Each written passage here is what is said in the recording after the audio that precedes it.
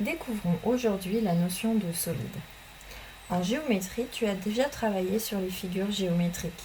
Tu les dessines avec ton crayon à papier et un outil de tracé, ta règle ou un compas, pour pouvoir tracer un carré, un rectangle, un triangle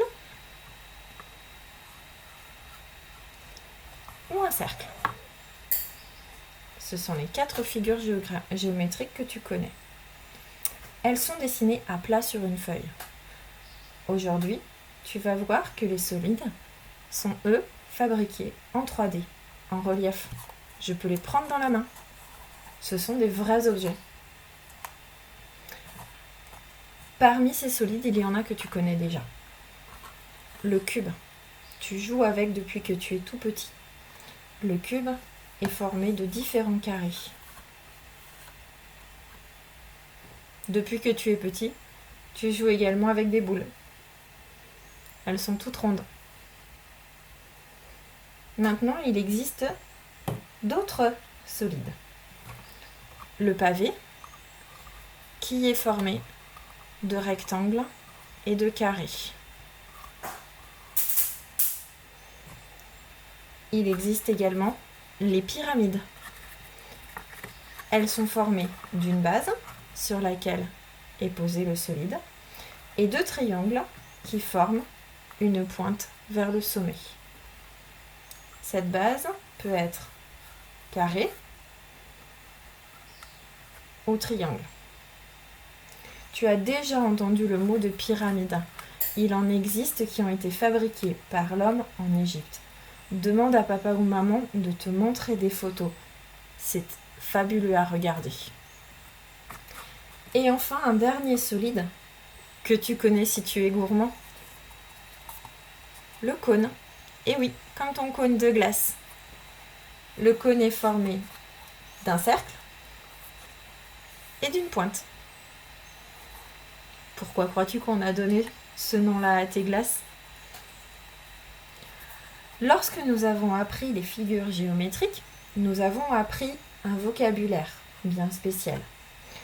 Sur un rectangle, tu as 4 sommets, tu as 4 côtés. Sur les solides, il y a également un vocabulaire à apprendre. Tu vas retrouver les sommets. Ce sont les pointes. On ne parle plus de côté, mais d'arête.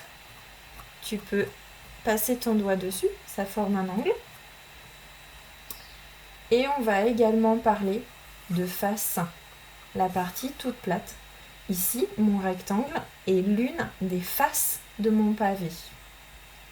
Nous apprendrons bientôt à compter tout cela sur différentes figures. Tu retrouveras sur ta leçon un petit exercice où on te demande quelle empreinte fait chaque solide. Je te donne un exemple.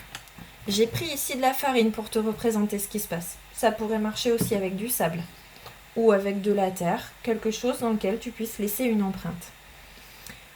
Une empreinte, c'est quand tu vas appuyer ton solide très fort et regarder quelle est la trace qui est laissée au sol. Je vais donc appuyer mon pavé à l'intérieur de ma farine.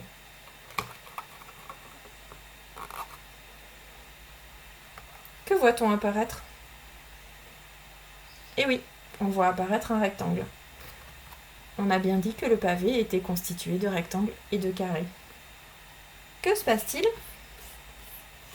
si j'appuie le cylindre ? Je remets ma farine pour qu'il n'y ait plus de traces.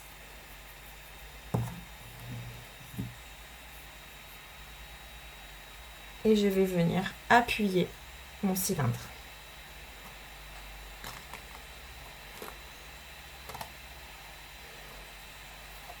Que vois-tu dessiner ? Un cercle. À toi de t'amuser à retrouver quelle est l'empreinte laissée par chaque solide. Tu peux aussi faire un petit jeu à la maison avec papa et maman. Pour cela, demande-leur de t'écrire sur des feuilles de papier le nom des principaux solides.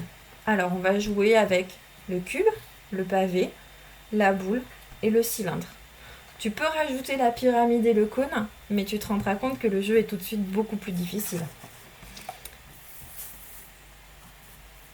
Mets ces papiers sur la table et ensuite va chercher dans ta chambre, dans la cuisine, dans la salle à manger, des objets qui correspondent à chacune de ces formes. Par exemple, moi, j'ai pris le cube d'une de mes filles. C'est un cube.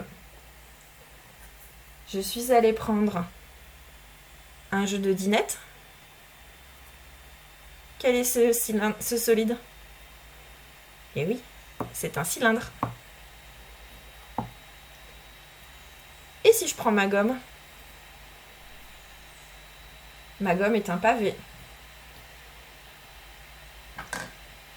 Et cet orange que j'ai pris dans la dinette? Cet orange est une boule. Et ce petit coffre de Playmobil? C'est également un pavé. À toi de jouer, tu verras que des solides, il y en a de partout dans ton quotidien. Essaye de retrouver et de donner le nom de chacun.